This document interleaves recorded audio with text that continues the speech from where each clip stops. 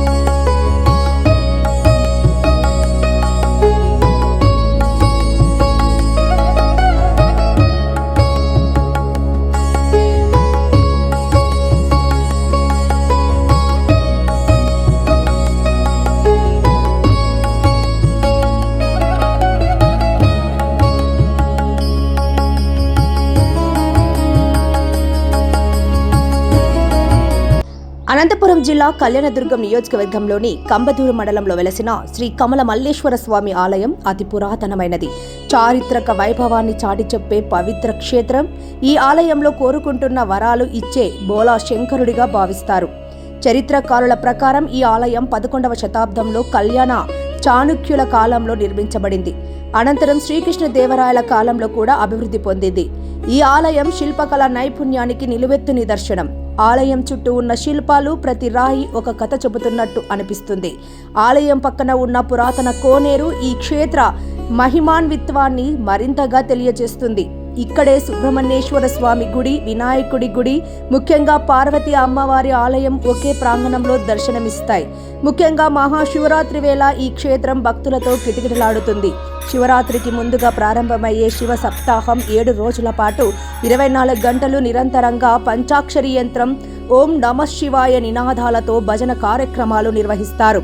శివరాత్రి రోజు పార్వతీ పరమేశ్వరుల కళ్యాణం ఎంతో వైభవంగా జరుగుతుంది. వేద పండితులు, బ్రాహ్మణులు కలిసి మహాన్యాస ఏకవార రుద్రాభిషేకం, అలాగే 1001 కడవలతో జలాభిషేకం నిర్వహిస్తారు. శివ పార్వతుల ఊరేగింపు భక్తుల హృదయాలను పరవశింపజేస్తుంది. వేలాదిగా భక్తులు పాల్గొంటారు. చాలా మంది స్వాములు ఇక్కడ శివమాలలు ధరించి శ్రీశైలం మల్లికార్జున స్వామిని దర్శించి తిరిగి వచ్చి ఇక్కడే మాలాధారణ విరమిస్తారు. ఇది ఈ క్షేత్ర ప్రత్యేకత. కార్తీక మాసం, మాఘమాసంలో కూడా విశిష్ట పూజలు ఘనంగా నిర్వహిస్తారు. శివ సప్తాహం మొదటి రోజు గంగ పూజతో ప్రారంభమై కలశ పూజలు, అఖండ జ్యోతి దీపారాధన నిర్వహిస్తారు. దేశ నలుమూలల నుండి భక్తులు వచ్చి మొక్కులు తీర్చుకుంటారు. ఈ ప్రాంతానికి ఒక ప్రత్యేకమైన చరిత్ర ఉంది. కమల మల్లేశ్వర స్వామి గుడి ఉన్నందున ఈ ఊరికి ఒకప్పుడు కమలాపురి అని పేరు. కాలక్రమేణా అది కమలగిరి, చివరకు కంబుదూరుగా మారిందని స్థానికులు చెబుతారు.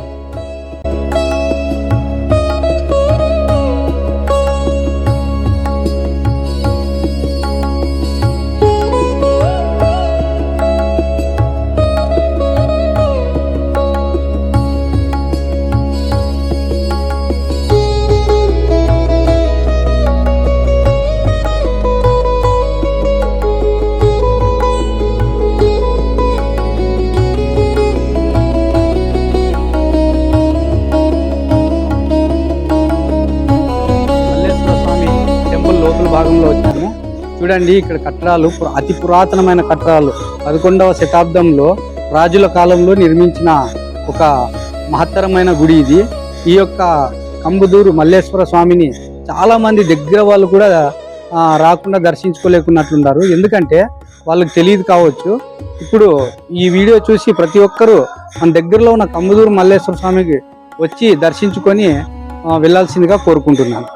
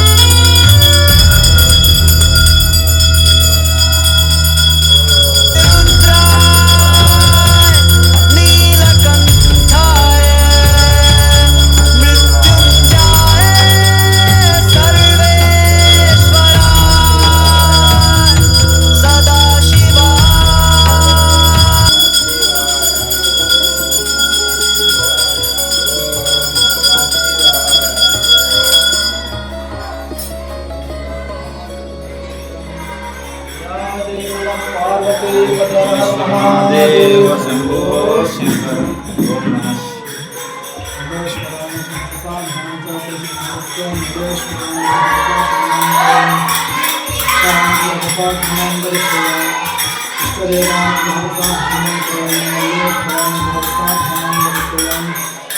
అనంతపురం జిల్లా కమ్మదూరు గ్రామం కమ్మదూరు మండలంలో వెలిసిన శ్రీ కమల మల్లేశ్వర స్వామి ఆలయం ఇక్కడ అతి ప్రాచీనమైనది. ఇక్కడ గుడి కట్టించినది కళ్యాణ చాళుక్యులు, చోళరాజులు. అలాగే శ్రీకృష్ణదేవరాయ పరిపాలనలో జరిగింది. మాఘమాసంలో మహాశివరాత్రి చాలా విశేషమైంది. అలాగే ఇక్కడ శివ సప్తాహం మొదటి రోజు అఖండ దీపారాధన, అక్కడ బావిలో గంగ పూజ కార్యక్రమం చేసుకుని అలాగే అఖండ దీపారాధన వెలిగిస్తారు. 7 రోజులు అది జ్యోతి వెలుగుతూనే ఉంటుంది. అలాగే శివ సప్తాహం ఓం నమ శివాయ అనే శివ పంచాక్షరి మంత్రం ఇక్కడ జపిస్తూ ఉంటారు. కానీ అది ఓం నమ శివాయ అనేది 7 రోజులు 24 గంటలు నిలబెట్టుకోకున్నట్లు భజన చేస్తూనే ఉంటారు మా భక్తాదులు. ఇక్కడ విశేషమైనది వచ్చేసి నూలు పూజ కార్యక్రమం, కళ్యాణం, జాగరణ, ఈ 3 విశేషమైనవి. నూలు పూజ కార్యక్రమం వచ్చేసి 60 ఆవుల పప్పు, 90 తోలుబొమ్మలాట, 100 నూలు పూజ చేసుకొని రమ్మని ఆనాటి పెద్దలు చెప్పారు. ఆనాటి నుంచి ఈనాటి వరకు మేము అది నిర్వహిస్తూనే ఉన్నాము. ఇంకా కళ్యాణం వచ్చేసి శివపార్వతి కళ్యాణం. ఇక్కడ చాలా మంది భక్తాదులు వస్తుంటారు శివపార్వతి కళ్యాణం చూడడానికి. పక్కన కర్ణాటక, ఆంధ్రప్రదేశ్, వేరే ఊరు నుంచి చాలా మంది వస్తూనే ఉంటారు భక్తాదులు. ఇక్కడ మల్లేశ్వర స్వామిని నమ్ముకోవడం వల్ల చాలా జరిగిందని అంటారు. అలాగే మహాశివరాత్రి నాడు మా పురోహితులంతా కలిపి మహాన్యాసపూర్వక ఏకవార రుద్రాభిషేకం, అలాగే 1001 కడవ శివునికి పూజ చేసి నీళ్లు పోసి అలంకారం చేసి మహామంగళారతితో ఇక్కడ శివరాత్రి అవ్వ నుంచి జాగరణ స్టార్ట్ చేస్తారు. అలాగే గంగ పూజ కార్యక్రమంతో ముగిచ్చేసేస్తారు. ఇక్కడ శ్రీ వెలసిన శ్రీ మల్లికార్జున స్వామి దేవాలయము దాదాపు 5వ శతాబ్దంలోదని కొంతమంది చరిత్రకారులు, 11వ శతాబ్దంలో వెలిసినదని కొంతమంది చరిత్రకారులు చెప్తారు. సెంట్రల్ దేశ ఆర్కియాలజికల్ డిపార్ట్మెంట్ వాళ్ళు మాత్రం ఇక్కడున్న శిలా శాసనాలను బట్టి 11వ శతాబ్దంలో ఈ దేవాలయాన్ని నిర్మించడం జరిగిందని చెప్తున్నారు. మరి ఇక్కడ శ్రీ మల్లికార్జున స్వామి, పార్వతీదేవి, వీరభద్ర స్వామి, గణపతి దేవుడు, అంతేకాకుండా సుబ్రహ్మణ్య స్వామి దేవాలయాలు ఇక్కడ వెలిసినాయి. ఈ శ్రీ మల్లికార్జున స్వామి చాలా పవిత్రమైన, చాలా శక్తివంతమైన దేవుడు అని చెప్పేసి ఇక్కడ ప్రతీతి. ఈ దేవాలయం నందు ప్రతి సంవత్సరము దాదాపు 61 సంవత్సరాల నుంచి శివ సప్తాహము అంటే 7 రోజులు ఓం నమ శివాయ, ఓం నమ శివాయ, ఓం నమ శివాయ అనే శివ పంచాక్షరి మంత్రంతో ఇక్కడ 7 రోజులు నిరంతరాయంగా రాత్రి పగలు గ్యాప్ లేకోకున్నట్ల ఈ శివ పంచాక్షరి మంత్రంతో కూడిన సప్తాహాన్ని చేస్తారు.